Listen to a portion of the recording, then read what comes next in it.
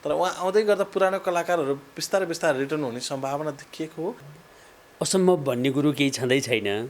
उहाँहरू अब यही मेरी भाषैबाट नै चाहिँ अब जानुभएको हो। त्यही नाम मेरी भाषैकै नामबाट अहिले पनि माग्ने बुढा भन्दाखेरि मेरी भाषैबाट नै चिनिनु भएको हो। धुर्मुस मेरी भाषैबाट चिनिनु भएको हो। उहाँ अब फेरि फर्किनुलाई त कुनै गाह्रो छैन नि त, आफ्नै घर फर्के जस्तै हो। त्यो कम सम्भावना त होइन नि हुँदै। उहाँहरू अब अमेरिका युरोप पुगेको मान्छे पनि फर्केर खेलेका छन्। उहाँहरू त यहीँ स्वदेशमै हुनुहुन्छ, मङ्गल ग्रहमा गएको होइन। मङ्गल ग्रहको मान्छे पनि यही मर्त्यलोकमा आएको छन् होइन। हामी आशावादी हौँ, उहाँहरू पनि आउनुहुन्छ, रमाइलो हुन्छ।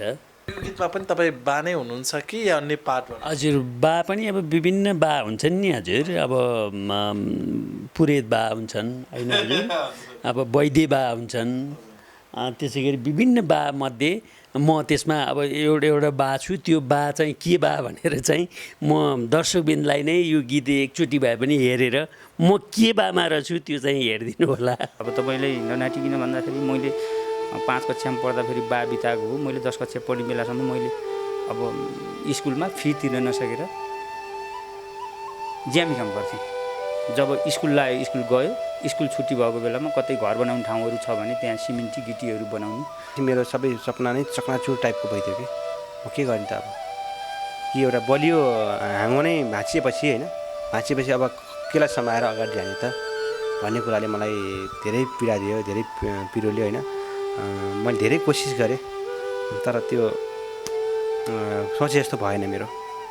म त साँच्चीकै भन्ने हो भने अहिले पुनर्जन्म जस्तै हो मेरो। विगत योभन्दा अघिल्लो वर्ष पनि अपरेसन भयो मेरो। अपरेसन भए पछाडि ठ्याक्क म आराम गरेर अलिकति अब केही गर्छु भनेर गीत सङ्गीतमा लाग्दै थिएँ। हजुर स्वर्गे हुँदाखेरि नदेखे तापनि मैले पिण्ड दिन्छु श्राद्धमा पाउनु होला भनी। अहिले पिण्ड दिन्छु श्राद्धमा पाउनु होला भनी। अहिले laligulaas.com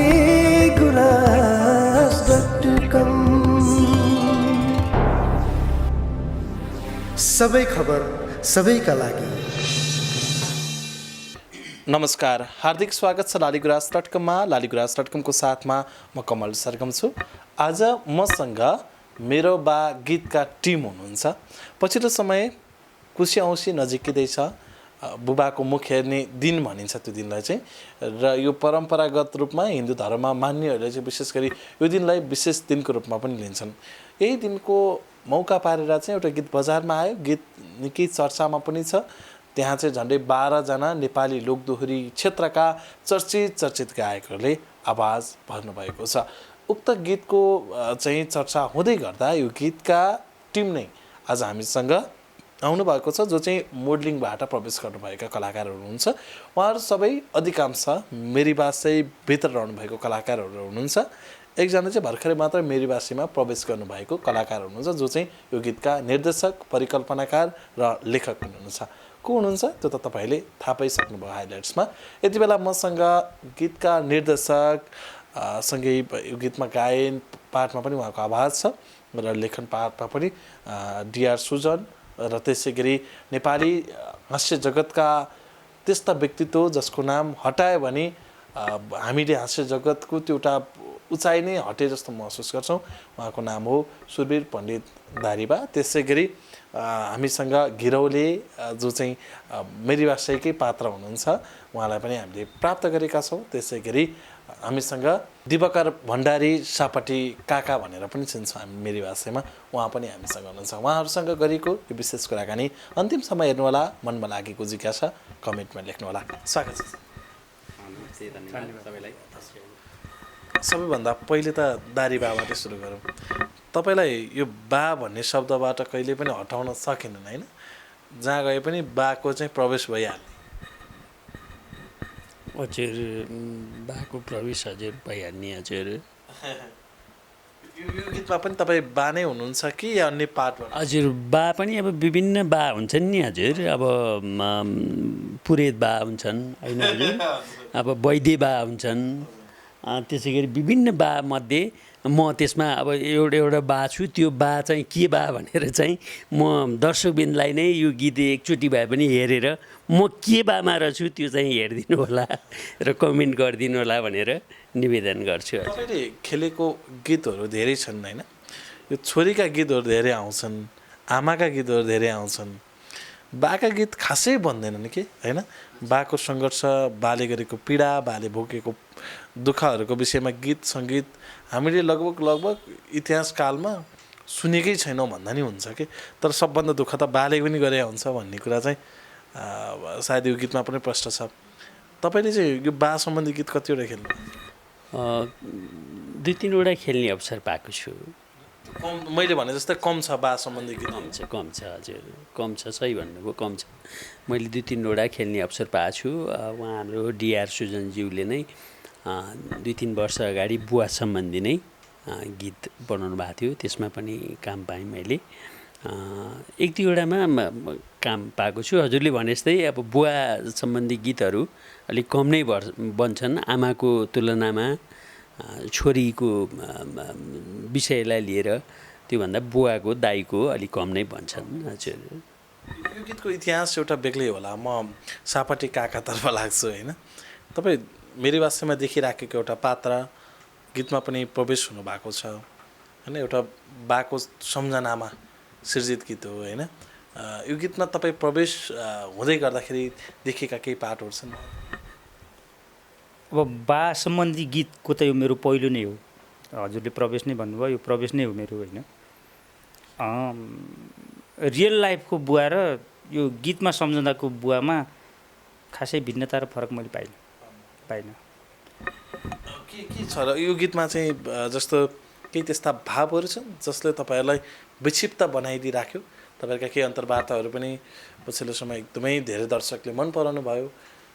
हिजोको अन्तर्वार्ता हेरेर पनि दर्शकहरू एक खालको नैराश्यता, पीडाको त्यो भावहरू व्यक्त गरिरहनु भएको छ। त्यस्तो व्यक्तिगत क्षणलाई यो गीतले सम्झाउँछ? मेरो चाहिँ व्यक्तिगत क्षणलाई पनि यो गीतले सम्झायो र यस्तो भयो क्या, अब उमेर पुगेर बा गुमाउनु र उमेर नपुग्दै बा गुमाउनुमा धेरै अन्तराल हुँदो रहेछ है। अब बाको महिमा मैले कसरी लिएँ भनेदेखि अब कतिपयका बाहरूले त अब जाने बेलामा त्यस्तो छोराछोरीहरूप्रति अब नराम्रो व्यवहार गरेर जान सक्नुहुन्छ, अब त्यस्तै गरेर जान्छ। तर मेरो बुवा चाहिँ कस्तो कन्डिसनले जानु भने मलाई बुवाको एकदम आवश्यकता र बुवाको जाने उमेर। अब बुवाको अरू कुनै पनि त्यस्तो नराम्रो केही पनि नपाइकन बुवाले राम्रै अब बुवा त मेरो बुवा त ज्योतिष हो, हेराउने ज्योतिष। मलाई पनि उहाँको चाहना के थियो भने ज्योतिष बनाउने चाहना। अब ज्योतिष बनाउने चाहना पनि उहाँको मरिहाल्यो। अब उहाँ मरिसकेपछि अब भन्छ नि अब के भनेर अब मैले सम्बोधन गरौँ। अब बाको विषयमा मेरै आफ्नै लाइफ जस्तो गीत उहाँले पस्कनु भयो, उहाँले मलाई अफर गर्नुभयो, मलाई पनि एकदम मन पर्यो। मन छुने गीत, टची गीत होइन। अब भन्न त भन्छन् नि सबैले अब आमाको पनि मुख हेर्ने एउटा विशेष दिन आउँछ 1 वर्षमा, अब बाको पनि मुख हेर्ने एउटा विशेष दिन आउँछ 1 वर्षमा होइन। तर म त्यो दिनलाई चाहिँ मान्दिनँ, किनभने बा आमा 1 वर्षसँग छुटाएर त्यही 1 दिन मात्रै हेर्ने हो त बा आमालाई। अब नारी दिवस भन्छ, नारीहरूको त्यही 1 दिन मात्रै हो त नारीहरूलाई सम्मान गर्ने, वर्षैभरि सम्मान गर्नु पऱ्यो नि। अब बुवा आमाको मुख हेर्ने दिन भनेर छुट्याएको अलिक मलाई कस्तो लाग्छ भने यो अलिक गलत हो कि जस्तो पनि फिल भइरहेछ। किनभने बुवा आमाले हामीलाई हुर्काएर पढाएर जन्माएर यति ठुलो बनाउनु भयो भनेपछि त बुवा आमाको महत्त्व त वर्षको 1 दिन मात्रै हुने त होइन होला। अब वर्षमा कति महिना हुन्छ, कति दिन हुन्छ, कति घन्टा हुन्छ, त्यो त बा आमाको स्मरण गराइन्छ। अब के भन्ने तपाईँलाई, अब म अलिकति भावुक पनि हुन्छु बुवालाई सम्झँदा, किनभने बुवाले हामीलाई दिन खोज्नु भएको कुरा दिन पाउनु भएन र हामीले लिन खोजेको कुराहरू हामीले लिन सकेनौँ। अब म यता घिरौलेसँग पनि कुरा गरौँ होइन। तपाईँ पनि यो पात्रभित्र चाहिँ अलिकति छोराकै भूमिकामा हुनुहुन्छ। यो प्रसङ्ग र प्रश्न पनि तपाईँ 3जनाको कपाल एकै दिन खौरिएको थियो?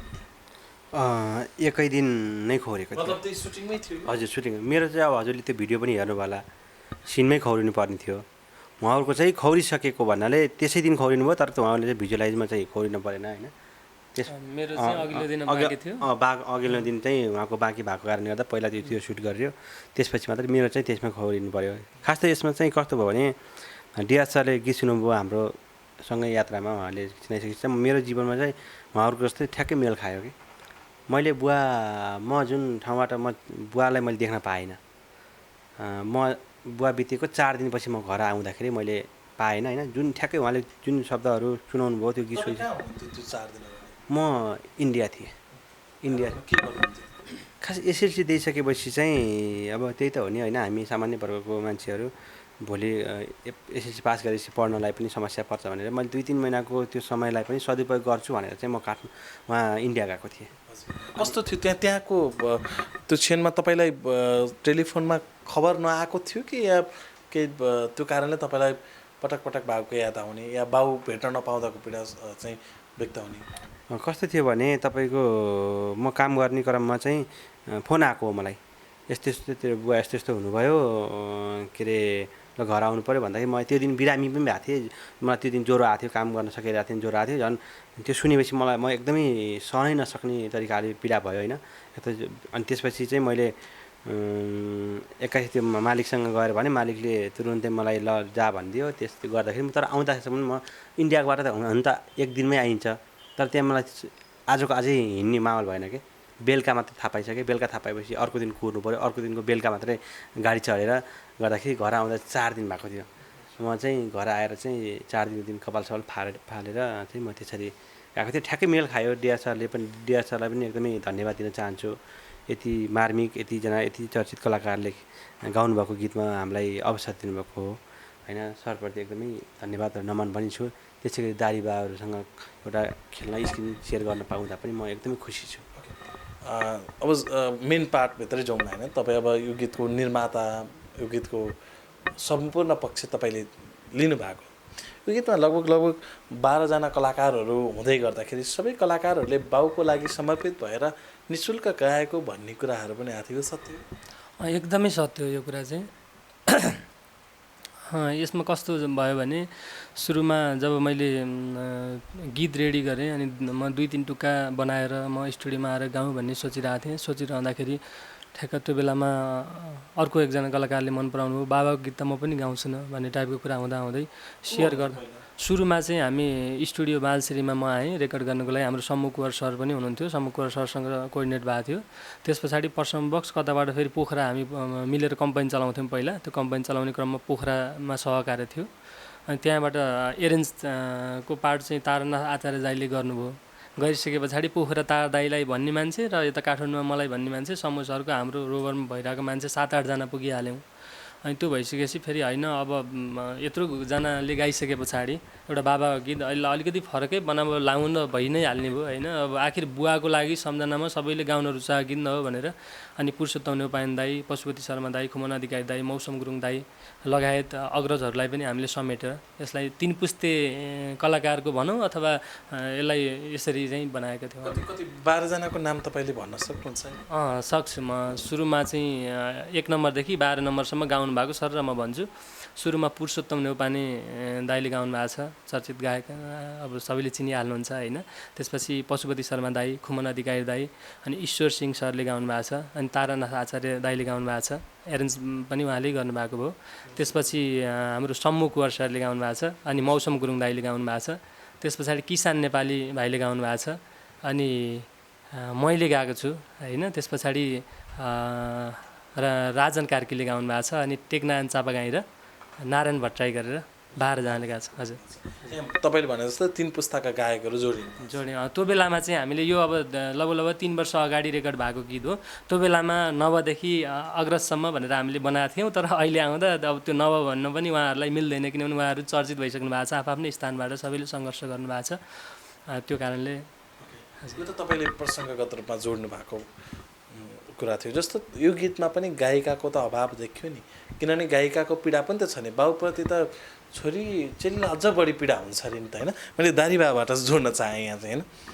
वास्तवमा हो, यो छोरी चेलीलाई अलिक बढी बाउको पीडा हुन्छ भन्छन्, या बाउलाई पनि छोराको भन्दा अलिक बढी चाहिँ सप्रेम, जस्तो छोरीले के गर्लिन्, अरूको घरमा जाने होइन, अरूको घरमा के गरेर बस्लिन् भन्ने पीडाहरू हुन्छ र यो वास्तवमा हो त?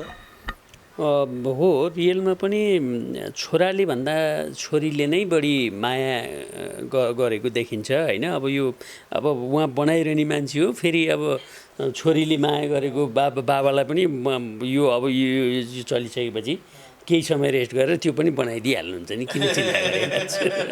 तैपनि मैले भन्न खोजेको चाहिँ त्यो प्रेमको हिसाबले चाहिँ हेर्यो भने तपाईँलाई जस्तो छोराको माया त छँदैछ होइन, तर फ्याट्ट देखिन्छ अरे क्या छोरीको माया चाहिँ चिन्ता, किनभने छोरा त तपाईँसँग जति बेला नै हुन्छ, साथमै हुन्छ होइन। छोरीलाई भन्दा पनि छोरीले चाहिँ बाउ आमालाई बढी केयर गर्ने त्यस्तो मैले पनि छोरालाई माया गर्ने, हजुर बाउले चाहिँ छोरालाई माया गर्ने त्यस्तो अब यो कतिपय ठाउँमा चाहिँ छोरो नै चाहिन्छ भन्ने अहिले पनि होइन केही अवशेषहरू छ वंश चलाउनलाई भनेर, तर व्यवहारमा चाहिँ छोरीले नै धेरै बुवा आमाको केयर गरेको हुन्छन्। अब छोरा त अब अलिकति अब जहाँ जाला के भातै खाला के एउटा उखान्छ नि त्यस्तो टाइपको हुन्छ। अब छोरीले चाहिँ बारम्बार मलाई पनि अब मेरो एक छोरा 3 छोरी, अब छोरोले कम फोन गर्छन्, छोरीले नै बढी चाहिँ केयर गर्ने। अब मेरो बुवा हुनुहुन्छ, म बुवालाई पनि अब मैले भन्दा बढी बहिनी छिन्, उनले केयर गर्छन्। अरूहरूको पनि त्यस्तै देखिरहेको छु होइन। हजुरको पनि बुवा होइसिन्छ, हजुरको बुवालाई बहिनीहरूले केयर अनि अब त्यो नेचुरली यस्तो अब भनेको बुवाप्रतिको प्रेम त त्यो आफ्नो ठाउँमा छ। जब आफ्नो साथमा बुबा रन्जेल त्यो पनि हुनसक्छ, जस्तो मैले बुझेको चाहिँ दाइ जस्तो तपाईँसँग बुबा अनिवार्य हुनुहुन्छ नि त साथमै होइन, त्यो कारणले तपाईँ हामीको ध्यान चाहिँ बुबाप्रति त्यति धेरै नगएको हुनसक्छ। तर जब बुबाको अभाव उहाँले देखाउनु भएको छ नि यो गीतमा, अभाव भइसकेपछि त बुबा भनेको के हो वास्तवमा चिनिन्छ हो। सही हो, त्यही अभावलाई उहाँले चाहिँ कोरेर खिचेर चाहिँ आफ्नो पीडाहरू, अब उहाँहरू 3 जनाको पीडा सम्भवतः यहाँ धेरै हुनुहुन्छ बुवालाई सानैमा गुमाउनेहरू होइन, उहाँहरूले चाहिँ आफ्नै बुवाको चाहिँ एउटा त्यो वेदना सेयर गर्न सक्नुहुन्छ र सेयर पनि गरिरहनु भएको छ होइन, धेरैले हेरिसक्नु भएको छ।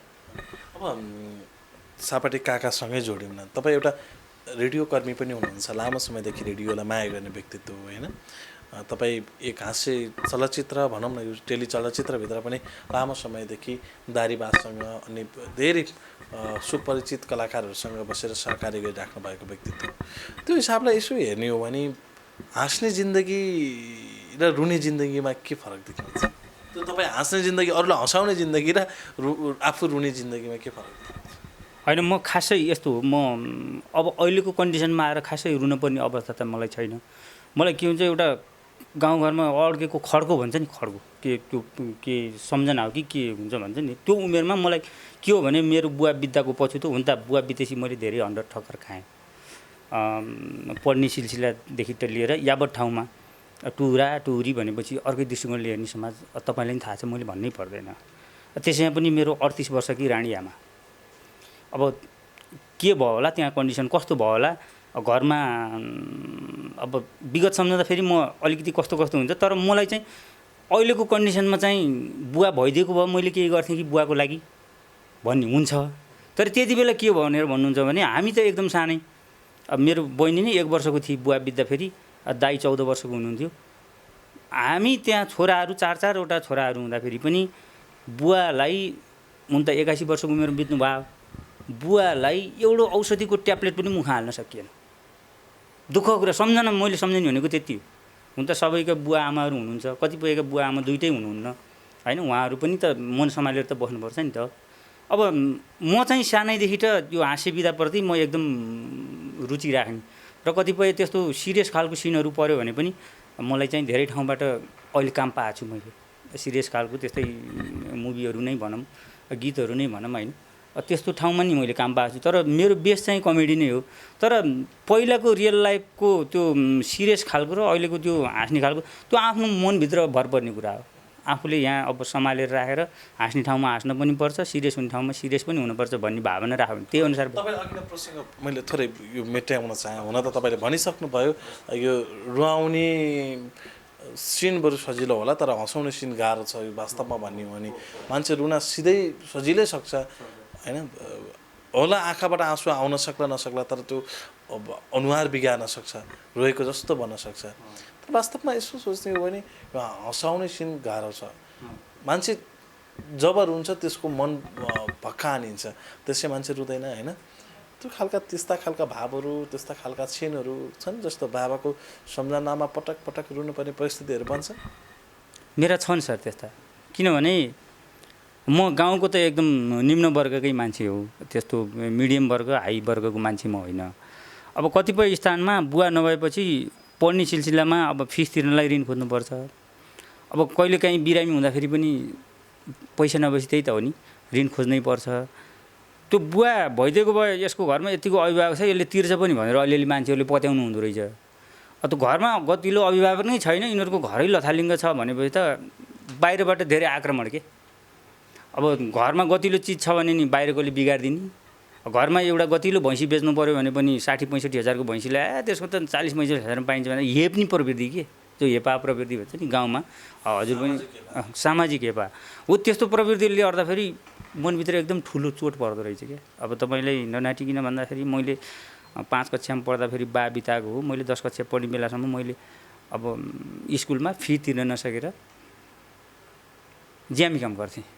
जब स्कुल लाग्यो, स्कुल गयो, स्कुल छुट्टी भएको बेलामा कतै घर बनाउने ठाउँहरू छ भने त्यहाँ सिमेन्टी गिटीहरू बनाउने। फेरि त्यो मात्रै नभइकन म फेरि सडक नाटकहरूमा पनि जान्थेँ। त्यति बेला मलाई चाहिँ दिनको 80 रुपियाँ दिनुहुन्थ्यो। त्यो 80 रुपियाँले मैले ल्याएर घर आमालाई फरियाद दिने कि मैले मेरो फी तिर्ने कि भाइ बहिनीहरू पढ्थे उनीहरूको फी दिने कि घरमा नपुगेको चिज पुर्याउने कि हो। त्यस्तो कन्डिसनमा पनि कसैले पनि त्यो आफन्त जस्तो आफन्त सबैको आफन्त कमजोरी हुँदैन। कोही अलिकति हाई लेभलको हुन्छ, कोही मिडियम लेभलको हुन्छ, कोही कम लेभल। तर हाई लेभलको र मिडियम लेभलको आफ्नै घरको मान्छेले पनि हेर्दाखेरि अलि भन्छ नि सबैले बलेको आगो ताप्ने भनेर, हाम्रो समाजै त्यही रहेछ क्या, बलेको आगो ताप्ने। अहिले म अलिकति हुने खानी छु, मेरो घरमा पाहुनाहरू नि आउनुहुन्छ। म अहिले गाउँमा जाऊँ भने पहिला त्यो भुटेको बासी मकै पनि नदिने आमाहरूले आइज न 1 डाडु दुध खाएर जा भन्नुहुन्छ। त्यो मान्छेको त्यो त्यस्तो रहेछ क्या अहिलेको जमाना नै। सबै मेरी छैन गेडी सबै टेडी हो, त्यस्तै कन्डिसन भयो क्या सर। त्यो भएर रियल लाइफमा पाएको गीत, मैले पहिलाचोटि अभिनय गरेको गीत उहाँले मौका दिनुभयो, एकदम सल्युट। यता जान्छु, तपाईँले पनि हुन त म यहाँ तपाईँहरूलाई रुवाउन खोज्दिनँ, सकभर नरुनु होला यी कुरामा। म चाहिँ एकदमै, किनभने तपाईँहरूको वास्तविक रुवाई र वास्तविक पीडा अघिल्लो अन्तर्वार्तामा आर्टिस्ट खबरमा पनि आएको छ। त्यो पीडालाई हेर्ने हो भने वास्तवमा तपाईँहरूको त्यो इन्टरभ्यू हेरिसकेपछि जो कोही छोरा पनि एकचोटि बाबाको झझल्कोमा परिहाल्छ कि स्वाभाविक रूपमा। मैले बाउलाई बिर्सेको छु भने पनि तपाईँहरूलाई ठ्याक्क त्यो सम्झाइदिनु भएको छ कि ओहो मैले बाउको केयर गर्दिनँ है, साँच्चै बाउले मेरो कति केयर गर्नुहुन्छ, मसँग कति बस्नुहुन्छ, तर मैले बाउको केयर गर्दिनँ कि भन्ने त्यो आफूमा ठ्याक्क त्यो भान भइहाल्छ। मैले तपाईँलाई भनिहालेँ जस्तो तपाईँ 4 दिन बाउको अभावमा चाहिँ या बाउको लास तपाईँले जलाउन पाउनु भएन, त्यो 4 दिन तपाईँ त्यसपछि आउनुभएको छोरा हो। कतिपय त हुन्छ नि बाउको जल्दै गरेको लासको अनुहार मात्र अलिकति जल्नुभन्दा अगाडिको अनुहार मात्र भए पनि बाउको हेर्न पाएको भए भन्ने खालको त कहिले हुन्थ्यो। एकदम भयो। जस्तै मैले जुन बेला म इन्डिया जाँदाखेरि मैले त्यो दिन जुन बेला म इन्डिया जाँदाखेरि मैले त्यो दिन बिहानै 5 बजे निस्केँ किनकि गाडीको लागि। त्यो दिन मैले आवाज मात्र ल म गएँ बुवा भने मैले होइन, ल राम्रोसँग गएस् भन्ने कुराहरू सुन्नुभयो। त त्यसपछि मैले त्यो खबर सुनेँ नि। अनि मैले त्यो दिन मैले एकपल्ट भेटेर बिहानै भए पनि यसो भेटेर गएको भए कस्तो हुन्थ्यो होला भनेर मलाई एकदमै पछिसम्म पश्चाताप भयो कि। जो बितिसकेपछिका दिनहरूपछि त्यसपछि समस्या हुँदो रहेछ। कस्तो बेला धेरै अझ पीडा हुने भनेको जस्तै चाडबाड आएको बेला, दसैँ तिहारहरू आएको बेला जब आफ्नो रहर छुट्टै थियो होइन, आफू काठमाडौँ आएर केही गरौँला भन्ने रहर थियो। ठ्याक्कै एसएलसी असारको साउनतिरको कुरा हो होइन। अनि त्यो भइसकेपछि मेरो सबै सपना नै चकनाचुर टाइपको भइदियो कि म के गर्ने त अब, कि एउटा बलियो हाँगो नै भाँचिएपछि होइन, भाँचिएपछि अब केलाई समाएर अगाडि जाने त भन्ने कुराले मलाई धेरै पीडा दियो, धेरै पिरोल्यो होइन। मैले धेरै कोसिस गरेँ तर त्यो सोचे जस्तो भएन मेरो जीवनमा। मैले एकदम कोसिस गरेँ, म कलाकार म आउँछु काठमाडौँ आउँछु भनेर मैले धेरै कोसिस गरेँ। तर अहिले त आएँ म। त त्यो बेला म एसएलसी दिएर नै म काठमाडौँ आउँछु भन्ने सोचेको थिएँ। बुवा भइदिएको भए म +2 दिएर मात्रै आउनु पऱ्यो। +2 दिँदाखेरि नि मान्छेले अघि काकाले भनेको थिएँ घरको सदस्य नै त्यो नभएपछि अरूले पत्याउँदैन। तपाईँको कसैसँग 1000 माग्यो भने पनि यसले कसरी दिन्छ त भन्ने कुराहरू हुन्छ। अनि यसको त कोही आम्दानी आउने ठाउँ छैन भनेको हुन त त्यो स्वाभाविकै पनि होला। त्यही पनि मैले धेरै सङ्घर्ष गरेँ यो गीतले पनि ठ्याक्कै मेरो जीवनको एउटा अंश जस्तो बन्यो होइन। त्यही भएर पनि मैले यो गीतमा मैले आफ्नो डिआर सरले यस्तो गर्नुपर्छ उस्तो गर्नुपर्छ भन्नुभयो, मैले त्यो एउटा आफ्नो कपालै मुन्डन गरेको। तपाईँले यो बाउको लागि समर्पित गर्नुभएको थियो। कपाल भनेको आउन सक्छ तर बाउको सम्झनाले झन् सताउने गर्छ कि मान्छेले। हो। अब सुजनजी, तपाईँले निर्माण गरेको गीतको योभन्दा अगाडिका गीतहरूमा पनि प्रशंसा गर्ने त्यो ठाउँहरू छ, जस्तो बालगायिका आयुषा गौतमको गीत पनि अहिले जतिको छ त्यसमा अब तपाईँले जुन खालको निर्माण पक्षगत रूपमा तपाईँले भिडियो निर्देशन गर्नुभएको थियो त्यो गीतमा पनि एउटा ठुलो भूमिका तपाईँको छ। त्योभन्दा अगाडिका गीतहरू पनि तपाईँको धेरै चलाइएका छन् भनौँ न। अझ तपाईँ त्यसरी लाग्नुहुन्छ आफ्नो गीतका लागि निरन्तर खटिनुहुन्छ, एउटा आफ्नो सन्तान हो भनेर सोच्नुहुन्छ। जस्तो यो गीतको परिवेशसँग जोडिने हो भने तपाईँ पनि आफ्नो जीवनसँग मेल खाएको कथालाई निर्माण गर्नुभएको थियो, तपाईँको नि यस्तै कथा आउँछ? मेरो त त्यो भिडियोमा जे छ त्यो सम्पूर्ण कथा नै मैले आफूले गर्दाखेरि सबै आखिर बुवा नभएको मान्छेको सबैको पीडा मिल्दो रहेछ। उहाँको पनि मिल्यो, उहाँको पनि मिल्यो, त्यसरी हामी गऱ्यौँ। तर यो गीत लेख्दाखेरि जुन गीत लेखेको छु मैले मेरो बाबालाई त देखेकै छैन भिडियोमा। जस्तै म 1 वर्षको थिएँ होइन, मेरो बाबाको साँच्चीकै भन्ने हो भने एउटा राम्रो खालको फोटो पनि मैले अहिलेसम्म देखेको छैन होइन। घरमा त्यो पनि मेरो पोखरामा माइलो दाइसँग छ त्यो फोटो एउटा, त्यो चाहिँ मुसाले खाइदिएर रहेछ क्या। त्यो पुरानो एउटा ब्ल्याक एन्ड व्हाइट फोटो इन्डियामा हुनुहुन्थ्यो, इन्डियामा लेखेको, त्यो आधा चाहिँ मुसाले खाइदिएको।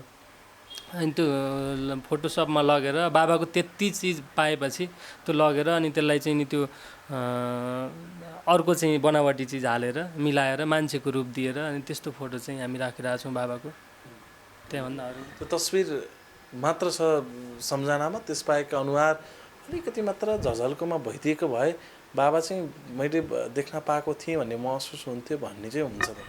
मलाई त त्यो कुरा सधैँ खड्किने रह्यो, किनकि जब मान्छेको बोली फुटेको हुँदैन, त्यो बच्चा बेला त्यो 1 वर्षको मान्छेको बोली फुटेको हुँदैन। बोली फुटेर सुरुमा भन्न सजिलो चिज भनेकै ओड भनेकै बाबा, आमा अनि मामा, दादा यस्तो चिजहरू हो। त सुरुमा चाहिँ घरमा विशेष गरी मम्मी र बाबाको साथमा हुर्किने बच्चा हो नि त, त्यही भएर बाबा भन्न सजिलो हुन्छ। त्यो ओड नै भन्न नपाउँदाको पीडाहरू त त्यो भनिसाध्य र खोलिसाध्य नै छैन नि। अब गीतको विषय एउटै हो, जति मङ्ग्याए जति घुमाए पनि त्यही छ। सामाजिक विषय सामाजिकतामा जोडिएको गीत भएको हुनाले पनि यसको भ्युसको आधारमा त तपाईँ जानुहुन्न पक्कै पनि। यो चाहिँ एउटा नितान्त सबैको कथा हो भनेर बुझ्नुहुन्छ, किनभने तपाईँको बाबाको मृत्यु भएर त तपाईँले त्यो गीत निर्माण गर्नुभयो र स्वयं तपाईँको पीडा तपाईँले मात्र बुझ्नुहुन्छ क्या। कि त घिरौँले काकाले बुझ्नुभयो, कि त यता हाम्रो सापटी काकाले बुझ्नुभयो, मतलब घिरौँलेजी र सापटीजीले बुझ्नुभयो। मैले त पक्कै पनि तपाईँको पीडा बुझेको हुन्न र जब मैले बुझ्छु तपाईँको गीत हेर्ने हो भनेको त्यो एक खालको यो जब पीडाभित्र आफू प्रवेश हुन्न, त्यो गीतको मेल जीवनमा हुन्न, त्यो एकदमै छुन्छ भन्ने चाहिँ हुन्न जस्तो पनि लाग्छ। तपाईँले यो सत्य लाग्छ? होइन, यस्तो छ अब कतिपय कुराहरू जस्तै म बाबा सम्झेर धरधरी रोइरहँदा कसैलाई नौटङ्की पनि लाग्न सक्छ। जस्तै कोही बाबा आमासँगै हुनुभएकोहरूलाई त्यो पीडाको त एउटा कल्पना पनि नहुन सक्छ होइन, नहुन सक्छ। किनकि जस्तै मेरो दाइबाट सुनेको कुराहरू, त्यो सानोमा जब बाबा बित्नुभयो, मेरो अङ्कल चाहिँ 7-8 वर्षपछि, मेरो बाबा बितेको 7-8 वर्षपछि मात्रै आउनुभयो अरे। उहाँले त्यसपछि मात्रै खबर पाउनु भएको अरे। त्यसपछि त्यो घरमा हामी 3 जना टुरा दाजुभाइ हुर्किँदा थियो। मेरो मम्मी चाहिँ 35 वर्षको विधवा मम्मी। ताकि अहिले अब त्यस्तो नेगेटिभ त नजाउँ, तर अहिलेको उमेर भनेको 35 वर्षको उमेरमा अहिलेको दिदीबहिनीहरू हुने भने बिहे गर्ने उमेर लगभग मान्छेले पढेर डिग्री पढेर सकेर आफूले केही गर्ने भने बिहे गर्ने उमेर नै हो त्यो होइन। त्यस्तो उमेरमा श्रीमान गुमाएर मेरो मम्मीले हामी 3 जनालाई त्यो पनि हस्पिटलबाट एक्लै त्यो लास लगेर, अनि मेरो मम्मीले भन्नुहुन्छ डक्टर के अरे हस्पिटलको मान्छेको सहायतामा लास लगेर त्यो घाटमा, पोखरामा हो त्यो भएको भन्नुहुन्थ्यो, त्यो घाटमा लगेर अनि सिरकले त्यो कम्मल के हुन्छ त्यसले ढाकेर अनि त्यसपछि मलामी खोज्न जानुभयो अरे। महिलाले जलाउन सक्ने कुरा भएन, हस्पिटलकोले सबै काम गरिँदैन, किनभने त्यस्ता लास कति निक्लिन्छन् हस्पिटलमा।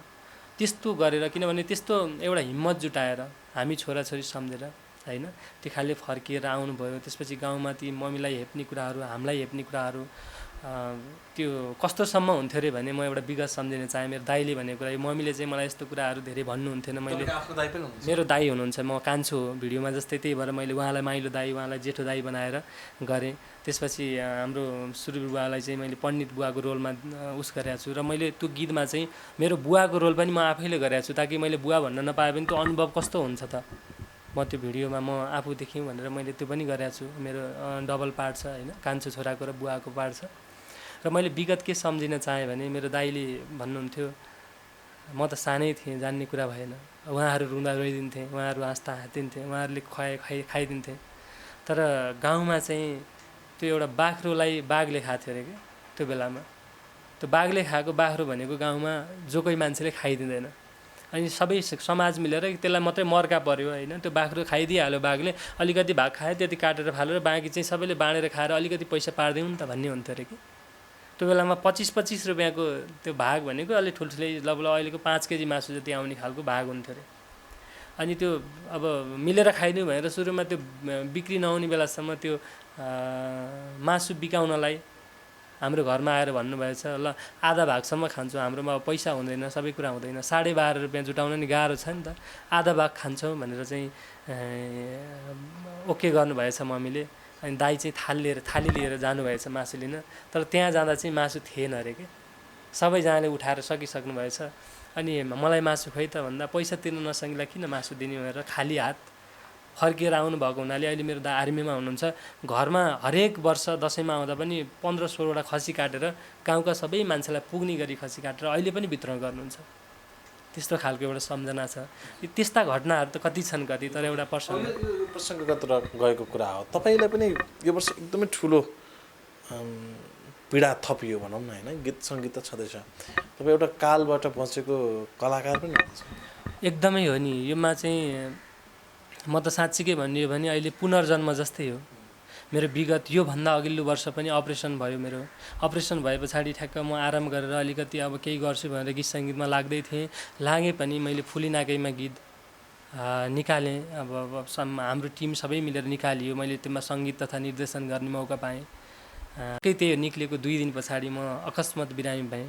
एपेन्डिसाइड भएर म अब बेहोसै भएछु। त्यसपछि राष्ट्रिय लोक तथा दोहोरी गीत प्रतिष्ठान नेपालका सम्पूर्ण साथीहरू, सम्पूर्ण अग्रजहरू सबै मिलेर मलाई त्यहाँबाट एकदमै उहाँहरूकै कारणले म बाँचेँ। 2-3टा अस्पतालमा एकै रातमा एम्बुलेन्सहरूमा लगेर कति डक्टरहरूसँग उहाँहरूले ट्याकल गरेर मलाई बचाउनु भयो र अहिले चाहिँ अब यसरी काम गर्न पाइरहेको छु। एकदमै हो। एउटा पुनर्जन्म पाइरहँदाखेरिको त्यो एउटा क्षणलाई गीत सङ्गीतबाट पनि व्यक्त गरिदिनु। हजुर, त्यस लगत्तै म ठ्याक्क कस्तो भइदियो भने त्यो प्रसङ्गवश जाउँ अब निकालिहाल्नु भयो। जब बिरामी भएपछि घाउ पनि पाकिदियो। फेरि घाउ पाकेपछि ठ्याक्क त्यो घाउ सन्चो हुँदै थियो, लकडाउन भयो। अनि गाउँमा गएपछि त्यो एक किसिमको त्यहाँनिर पनि सन्नाटा छायो, किनभने इन्कमको सोर्स छैन, आफू बिरामी गएको मान्छे। अनि त्यो राहतका कुराहरू भए, त्यहाँ विभिन्न कुराहरू भइरहँदाखेरि आफूलाई एउटा खालको हुन्छ नि, अब आफूभित्र केही छैन तर सबैको नजरमा मसँग धेरै चिज छ भने जस्तो लाग्छ। त्यो कारणले त्यो सबै कुराहरू देख्दाखेरि समग्रमा मलाई एउटा कस्तो खालको होइन, एउटा यो सम्बन्धी एउटा कन्सेप्ट बनाउँछु भनेर मैले दुखी बाहुन भनेर गीत केही समय अगाडि बजारमा आएर धेरैले मन पनि पराइदिनु भएको थियो। हामी तिनैजनाले सहकार्य गरेका थियौँ त्यसमा। त्यो गीत निकालेँ। त्यस पछाडि अहिले चाहिँ मेरो बाबा गीत निकालेँ। हजुर, यो कुराकानी नै एकदम नैराश्यतामा ढल्कियो होइन, तर घुमाउँ। अब ठिक छ, बाउको सम्झना मनमा राखौँ। मनमा जब शिरमा भनौँ, अझ मनमा भन्दा पनि शिरमा बाउ राखिसकेपछि सधैँ बाउ आफ्नो शिरमा छन् भन्ने सोचौँ र सधैँ बाउको सम्झना छँदैछ।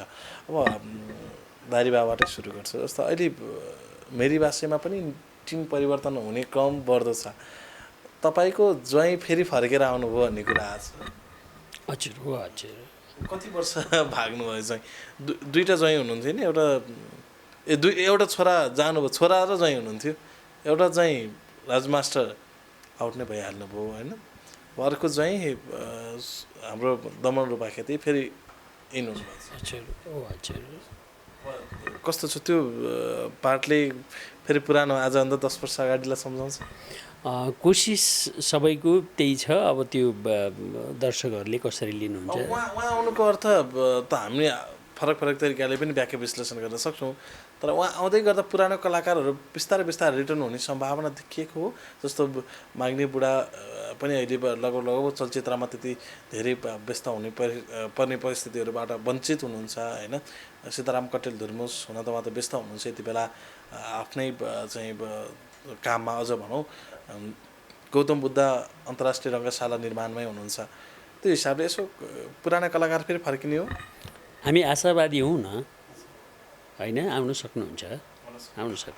केही कुरा सल्लाहहरू भएको छ पोजिटिभ? अब त्यस्तो मसँग त सल्लाह भएको होइन, तर हामी आशावादी हौँ न। यी हुन नसक्ने कुरो के छ र? हुन सक्ने कुरा त भयो, तर उहाँहरू मेन पर्दामा अलिकति कस्तो के खालको पनि सोचाइ हुन्छ भने उहाँहरू ठुलो पर्दामा गइसक्नु भएको छ, अब फेरि सानो पर्दामा किन फर्किनु भन्ने सोचाइ पनि त उहाँहरू। हजुर, त्यस्तो सल्लाह भएको त होइन, तर म चाहिँ आशावादी छु। अब असम्भव भन्ने कुरो केही छँदै छैन। उहाँहरू अब यही मेरी भाषैबाट नै चाहिँ अब जानुभएको हो। त्यही नाम मेरी भाषाकै नामबाट अहिले पनि माग्ने बुढा भन्दाखेरि मेरी भाषैबाट नै चिनिनु भएको, धुर्मुस मेरी भाषैबाट चिनिनु भएको। उहाँ अब फेरि फर्किनुलाई त कुनै गाह्रो छैन नि त, आफ्नै घर फर्के जस्तै हो। त्यो कम सम्भावना त होइन नि हुँदै। उहाँहरू अब अमेरिका युरोप पुगेको मान्छे पनि फर्केर खेलेका छन्। उहाँहरू त यहीँ स्वदेशमै हुनुहुन्छ, मङ्गल ग्रहमा गएको होइन। मङ्गल ग्रहको मान्छे पनि यही मर्त्यलोकमा आएको छन् होइन। हामी आशावादी हौँ, उहाँहरू पनि आउनुहुन्छ, रमाइलो हुन्छ। अब सापट्टि काका चाहिँ तपाईँ पछि आउनु भएको हो कि धुर्मुस सुन्तली गइसकेपछि आउनु भएको? म मेरी भाषामा आउनलाई त अलिक पहिल्यैदेखि खोज्या हो। तपाईँलाई भनिसकेँ कि म एउटा सानैमा बुवा बिताएको मान्छे। मैले घरको परिवार सम्हाल्नु पर्ने झन्झट भयो क्या मलाई। अब भाइ बहिनीहरू थिए, 4वटा भाइ बहिनीहरूलाई पढाउन हुर्काउन, बिहेदान गर्न, बहिनीलाई पढाउन हुर्काउन मैले पहिला पनि आएर मेरी भाषामा खेल्ने कोसिस नगरे होइन, खेल्ने कोसिस गरे हो। तर म यो भूकम्प गइसके पछाडि यिनुभयो। मैले हाम्रो दीपक आचार्यसम्मलाई भेटेँ। दीपक आचार्यपछि राजमास्टर साहब बल्छीजी आउनुभयो, त्यसपछि अब मनराज सर आउनुभयो। अब अहिले मनराज सर जानुभयो र हाम्रो दमन रूपाखेती सर आउनु भएको छ। अब मेरी भाषा जन्माउने मान्छे आउनु भएको छ। अब फेरि पनि कोसिस गर्नुहुन्छ। पुरानो जन्मिने सम्भावना देख्नु भएको छ। हजुर, जस्तो यही भाग पनि तपाईँहरूको ट्रेनिङमा देखियो होइन। जब दमनको इन्ट्री हुने बित्तिकै ट्रेनिङमा आउनुको अर्थ अब फेरि अलिकति राम्रो पाटोहरू फर्केला कि जस्तो पनि देखियो होइन। तपाईँहरूको अलिकति त्यो खालको उत्साहजनक चाहिँ पाटोहरू देखिएन कि केही समय? त्यो त ट्रेनिङको कुरो त हाम्रो मनराज सर हुँदाखेरि पनि ट्रेनिङमा आएकै हो। 1, 2, 5सम्म ट्रेनिङमा आएकै हो। अब विशेषमा मात्र आयो त्यो कुनै विशेषमा आयो कि अब अहिले पनि अब दमन सर आउनु भएको छ। मनराज सरको पाला पनि मैले त्यस्तो नराम्रो देखिनँ। नराम्रो भनिनँ कि, मतलब त्यसको एउटा लक्षण हुन्छ नि, यो चाहिँ अब राम्रो लक्षण निकाल्न लाग्यो भन्ने सोचिन्छ। पुरानो फर्केर पुरानो कलाकारलाई चाहिँ फेरि दर्शकले खोज्या रहेछन् दमनलाई भन्ने खालको केही प्रति हो। त्यो त पुरानो कलाकारहरू आइदिनु भयो भने हाम्रो लागि पनि खुसीको कुरा हो। किनभने उहाँहरूसँग पहिलाको क्रेज छ नि त, छाप छ नि पहिलाको। पहिला अहिले वयोवृद्धदेखि लिएर अहिलेको बालबच्चाले पनि मेरी भाषामा धुर्मुस सुन्तली, माग्ने बुढा, तक्ने बुढा उहाँहरू आइदिए हुँदो भन्ने अझै पनि म जहाँ जान्छु मैले त्यो सुन्छु। धुर्मुस सुन्तली छैनन् के अरे भन्नुहुन्छ। अनि त्यसपछि अब धुर्मुस सुन्तली अब जानुभयो, फेरि आउन सक्नुहुन्छ। अब कहिले को हुन्छ मेरी भाषाले माया गरिदिनुहोस्, हेरिदिनुहोस् भन्छु, हात जोड्छु, नमस्कार गर्छु, चिया खान्छु, हिँड्छु सर, त्यस्तै छ। अब अन्तिममा पनि छौँ, तपाईँसँग पनि थोरै जोड्यौँ। तपाईँ पहिला धुर्मुस सुन्तली फाउन्डेसनमा पनि मैले तपाईँले त्यहीँबाट चिनेको हो होइन। एउटा आत्मीयता पनि छ तपाईँ हाम्रो होइन। जति कुरा हुन्छ एउटा सरल सहज रूपमा लगभग हाम्रो त्यति धेरै कुरा हुन्छ कि त्यो साथीत्वमा पनि अलिकति नजिकको के भाइचारा सम्बन्धमा छौँ हामी। त्योभन्दा आज अलिकति बाह्य रूपमा तपाईँसँग कुराकानी गरिरहँदाखेरि सायद तपाईँलाई मैले धुर्मुस सुन्तलीकै त्यो भवन हस्तान्तरणमा भेटेको थिएँ। तपाईँले मिडिया कोअर्डिनेसन गर्दै हुनुहुन्थ्यो, त्यहाँ मलाई पनि प्रवेश गराउनु पनि हो। एकदमै हो, आजभन्दा 2 वर्ष अगाडि होला सायद हो। गिराञ्चल बस्तीको बेला भेट भएको थियो हाम्रो। सम्झिनुहोस् न, धुर्मुस सुन्तलीसँगको भेट चाहिँ कसरी भएको थियो? धुर्मुस सुन्तलीसँगको भेट चाहिँ कस्तो भने म भद्रगोलमा काम गर्थेँ, मैले प्रोडक्सन र अलिअलि हल्का फुल्का खेल्ने गर्थेँ होइन।